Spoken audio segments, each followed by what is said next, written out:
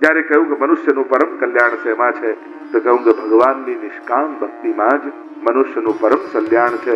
અને કહ્યું કે કોઈ પણ ઉત્તમમાં ઉત્તમ કર્મ કરો, પણ એના થકી ભગવાનમાં જો પ્રેમ નથી પ્રગટ થતો તો શ્રમ એવ હિ કેવલમ, એ તો કેવલ શ્રમ જ છે.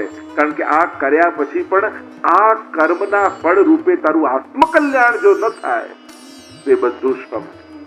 એટલે હવે એ કાર્યોમાં લાગી જવું છે કે જે દરેક કાર્યોથી મારા આત્માનું કલ્યાણ થાય. એ જ સાચા અર્થમાં હવે મારા માટે કર્મ છે એમ સમજીને જીવવું. પ્રભુની ભક્તિ દ્વારા કલ્યાણ છે એમ કહ્યું. ભગવાનના અવતારો વિશે પ્રશ્ન કર્યા છે. શરદ કુમારોથી લઈ અને કલ્કી સુધીના 24 અવતારોની કથા કહી છે. અવતૃ ધાતુ, ઉપરથી નીચે આવવું એ જ અવતાર છે. 3 કારણ ભગવાનના અવતાર લેવાના કયા છે: ગાયનું દુઃખ, માતાનું દુઃખ અને પૃથ્વીનું દુઃખ. મહાપ્રભુજી ત્યાં સુબોધમાં પ્રભુ પધાર્યા ભૂતલ પર, એના 3 કારણ બતાવે. અને આ 3 જો દુઃખી હશે તો ભગવાને 3ને દુઃખી દૂર કરવા માટે પધાર્યા છે એમ કહ્યું. એ તે ચાંદ કલા પુંજ કૃષ્ણસ્તુ ભગવાન સ્વયં. ભગવાન જુદી જુદી અંશ કલા અવતાર રૂપે આવે, પણ અવતારી એ ભગવાન કૃષ્ણ છે. 3 વસ્તુ છે એમ જોવા જાવ તો. એક છે દેવતા, બીજું છે અવતાર અને ત્રીજું છે અવતારી, પૂર્ણ પુરુષોત્તમ, જે અવતાર ધારણ કરીને આવે. એટલે આ 3નો ભેદ છે. એટલે 3ને ભજવાનો પ્રકાર પણ જુદો છે. આપણને હવે એમ છે કે સોમવારે આને ભજવાના, મંગળવારે આને ભજવાના, ગુરુવારે આને જવાનું, શુક્રવારે અહીંયા જવાનું, શનિવારે. કોણે આમ કહ્યું કે વાર પ્રમાણે નક્કી કરવાનું કે તમારો આજે ભગવાન કોણ હશે? કેલેન્ડર જોઈને નક્કી થાય? યહ નિત નેમ યશોદાજુ મેરે તિહારે હી લાલ લડાવત. આપણે તો રોજ બરોજ પ્રભુની સેવા કરવી જ આપણો ધર્મ છે. લોકો તો પેલા વાર જુએ પછી નક્કી કરે આજે આનો વારો છે, અને એ ડરી જાય આજે મારો વારો કાઢી નાખવાના છે. વાર જોઈને ભગવાન નક્કી ના થાય. સૌથી પહેલા નક્કી કર્યું, હાથમાં તુલસી દલ લઈને તમે સમર્પણ કર્યું ઠાકોરજી આગળ, હે કૃષ્ણ હું તારો છું. અને જ્યારે આ કમિટમેન્ટ કરીને તમે જીવી રહ્યા છો, ત્યારે તમારું જીવન, તમારી દિશા, તમારી ભક્તિ, તમારી સાધના, તમારી માળા, તમારી વ્રત કેવા હોવા જોઈએ એ તમારે વિચાર કરવા. કોને પામવું છે તો નક્કી કરો. આપણે તો એ નક્કી કે કોનાથી શું મળશે એના પરથી નક્કી કરી કે આજે કોની પાસે જવાનું. ભક્તિ આ રીતે નથી. અહીંયા બતાવ્યું અવતારી, અવતાર અને દેવતા, આ 3નો ભેદ બતાવ્યો. આગળ જ્યારે ભગવાનના વિવિધ અવતારોની વાત કરી છે ત્યારે વ્યાસ ભગવાનના પ્રાગટ્યની કથા કહી. વર્તમાન ચતુર્યુગીના દ્વાપરમાં સત્યવતી કન્યાને ત્યાં, મહર્ષિ પરાશરને ત્યાં, બોલો વ્યાસ ભગવાન કી જય. વેદોના વિસ્તાર કર્યા એટલે વ્યાસ, બોર ખાઈને રહેતા એટલે બાદરાયણ, દ્વીપમાં પ્રગટ થયા એટલે દ્વૈપાયન, કાળા હતા એટલે કૃષ્ણ દ્વૈપાયન, અનેક અનેક નામ વ્યાસજીના કહ્યા છે. 17 પુરાણોની રચના કરી. મધ્વયમ, ભદ્વયમ ચ બ્રજ બત્રયમ વચતુષ્ટયમ અનાપદ લિંગ કુસ્કાની પુરાણાની પૃથક પૃથક. આ એક શ્લોક બોલો ને તો 17 18 પુરાણ આવી જાય. 17 પુરાણોની રચના કરી છતાં હજી મનમાં સંતોષ નથી, આનંદ નથી. મહાભારત જેવો જય ગ્રંથ લખ્યો, 1 લાખ શ્લોકો, ચિત્તમાં હજી આનંદ નથી. ખિન્ન મને બેઠા છે. એટલામાં દૂરથી અવાજ સંભળાયો. અવાજ આવતો હતો એ તરફ દોડ્યા, જોયા તો નારદજી પધારી રહ્યા. સ્વાગત કર્યા. નારમ જ્ઞાનમ દદાતિ નારદમ, નારમ અજ્ઞાનમ ખંડયતિ નારદમ. જે જ્ઞાનનું દાન કરે નારદ. અને આપણા ઘરે જયારે આવા કોઈ મહાત્મા ભગવદ અવતારો પધારતા હોય ત્યારે ચિત્તમાં કેવો આનંદ આવી જાય. અરે આપણા ઘરે મહાપુરુષ પધારી રહ્યા. નારદજીને આવતા જોયા, પ્રસન્ન થઈને વ્યાસજીએ સ્વાગત કર્યું છે. નારદજીએ કહ્યું, શોકાતુર કેમ છો વ્યાસજી? આટલા ગ્રંથોની રચના કરી, હજી ચિત્તમાં આનંદ નથી. શું કારણ હું પણ જાણતો, આપ બતાવો. નારદજી તો જ્ઞાનનું ખંડન કરનારા છે, અજ્ઞાનનું ખંડન કરનારા. સમજાવ્યું વ્યાસજી, ધર્મનું તો વિસ્તારથી વર્ણન કર્યું, પણ ધર્મીનો વિમલ યશ નથી ગાયો. જેમાં વિશુદ્ધ ભક્તિનું વર્ણન હોય એવા ભક્તોના ચરિત્ર નથી ગાયા.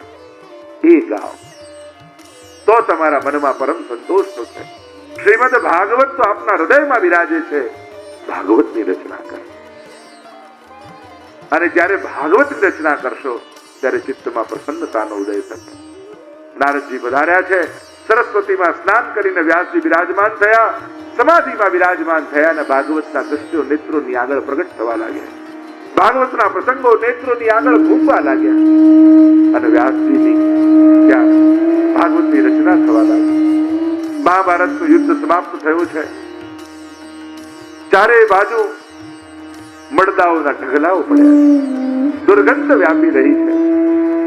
અશ્વત્થામા પોતાના મિત્ર દુર્યોધનને શોધતો મળદાઓના ઢગલામાં ખસેડતો શોધે છે, ક્યાં ગયો મારો મિત્ર?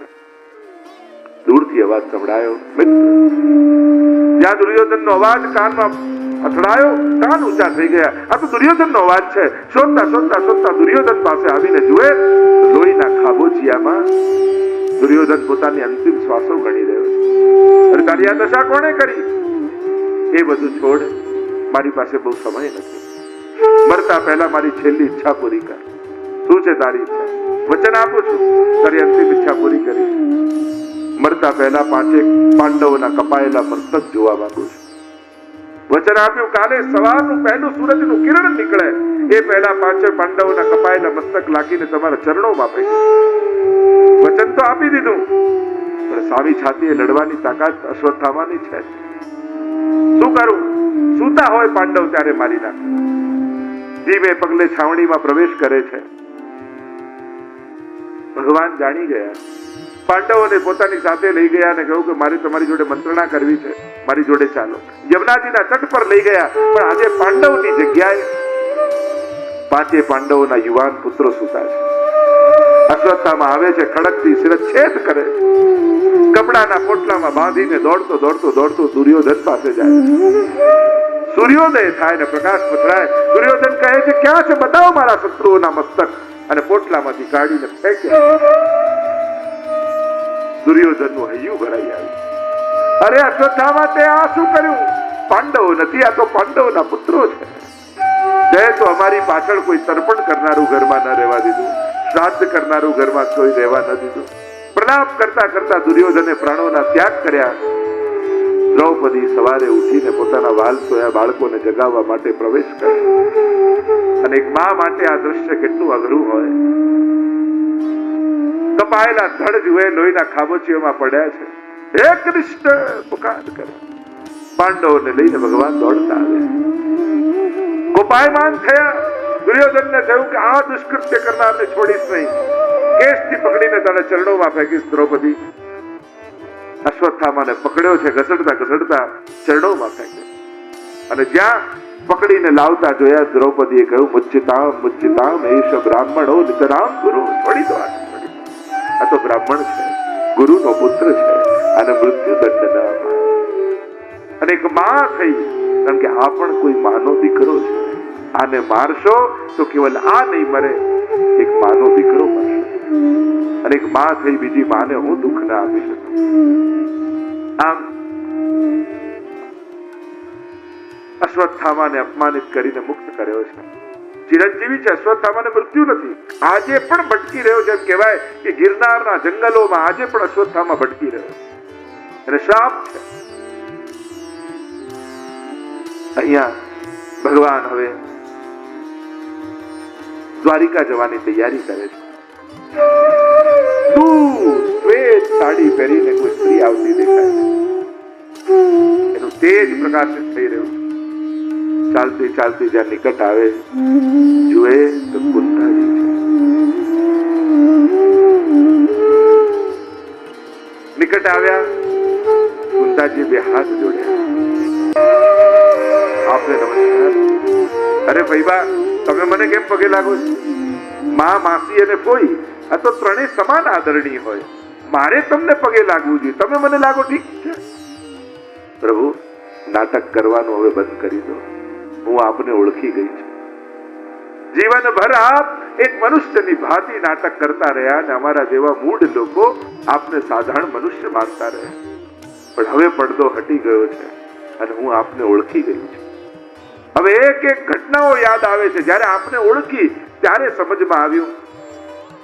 અમને એમ હતું કે આણે સાથ આપ્યો, પેલાએ સાથ આપ્યો, આણે મદદ કરી, પેલાએ મદદ કરી. હવે સમજાયું આ દરેક સાથના મૂળમાં આપ જ હતા.